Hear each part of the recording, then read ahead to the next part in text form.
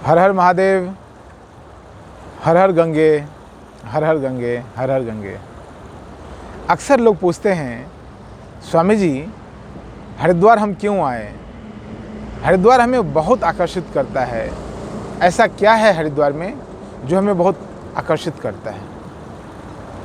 हरिद्वार में ऐसा क्या है, इसकी पूरी गहराई से तो मुझे भी नहीं पता, लेकिन जितना मैं जान पाया हूँ उतना मैं आपको ज़रूर कहूँगा।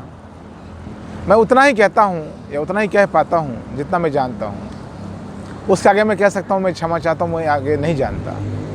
यह कहना ज़्यादा उपयुक्त है कि भाई मुझे पूरी जानकारी नहीं है, लेकिन जितनी जानकारी है उतना मैं ज़रूर आपसे कहूँगा कि हरिद्वार क्यों आए। यह माँ गंगा की निर्मलता देख रहे हैं आप। ये निर्मलता हमें बुलाती है कि तुम भी थोड़े निर्मल हो जाओ। यह जो एक रूपता है, एक रूप है एकदम बिल्कुल, बहती चली जा रही है, बहती चली जा रही है अनंत वर्षों से। यह हमें बहना सिखाती है। माँ गंगा का पावन स्पर्श जो है हमें पवित्र कर देता है, इवन हमारे नज़रों को भी पावन बना देता है। मैंने महसूस किया है। मैं अक्सर देखता हूँ, जब भी मैं गंगा को देखता हूँ तो एकदम मन भाव विभोर हो जाता है। पता नहीं कहाँ से उतनी पावनता मेरे भीतर, मेरे चित्त में, मेरे मन में आती है। पता नहीं, एकदम चित्त सुंदर हो जाता है, निर्मल हो जाता है। माँ गंगा को देखते ही एकदम मन शांत हो जाता है, पवित्र हो जाता है।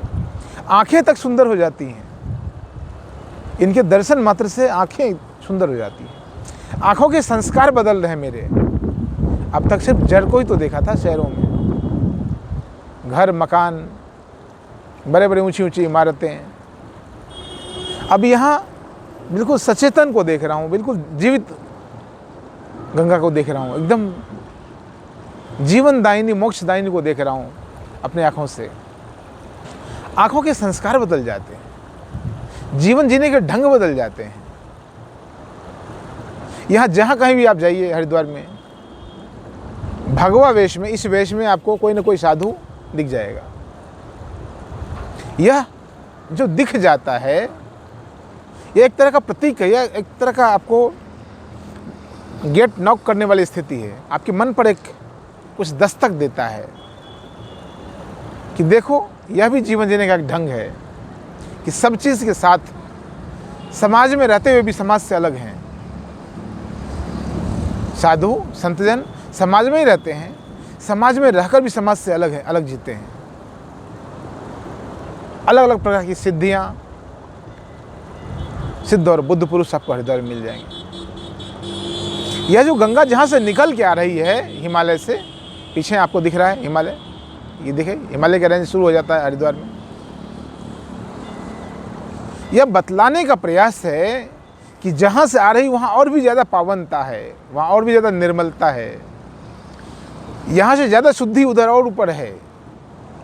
चित्त की शुद्धि, मन की शुद्धि, बुद्धि की शुद्धि, जो रिफाइनमेंट है, जो फाइनेंस है ना, यहाँ से ज़्यादा पवित्रता ऊपर है।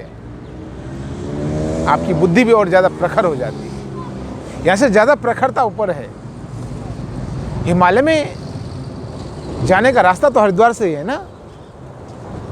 हरिद्वार को माया नगरी कहा जाता है। पहले मायापुरी, माया नगरी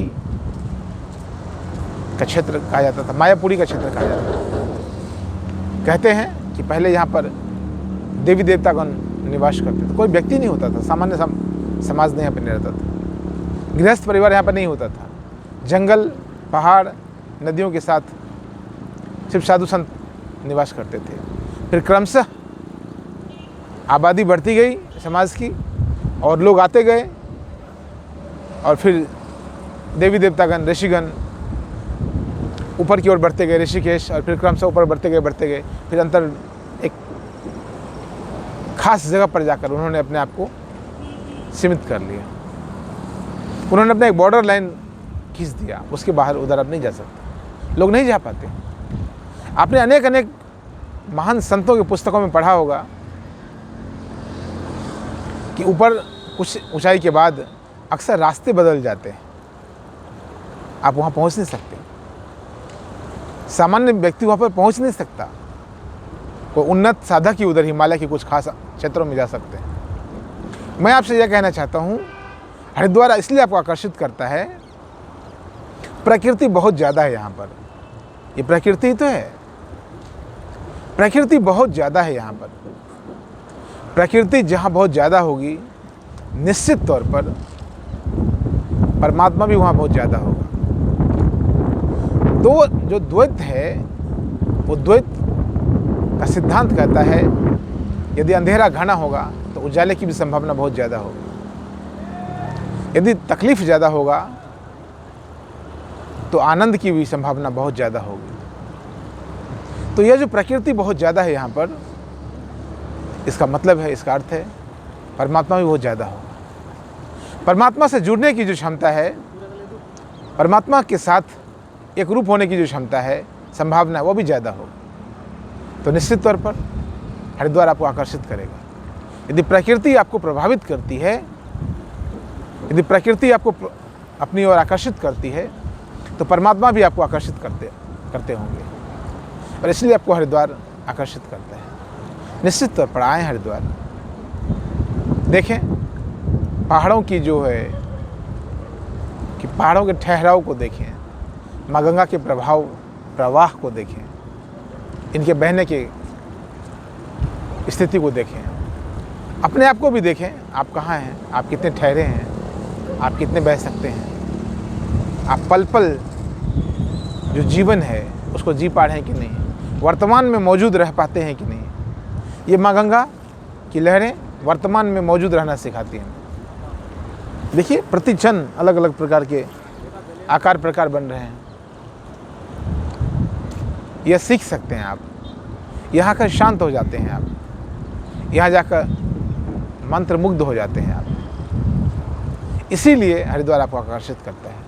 तो निश्चित तौर पर आएँ, अपने आप को जांचें, परखें, अपने आप के साथ समय बिताएं।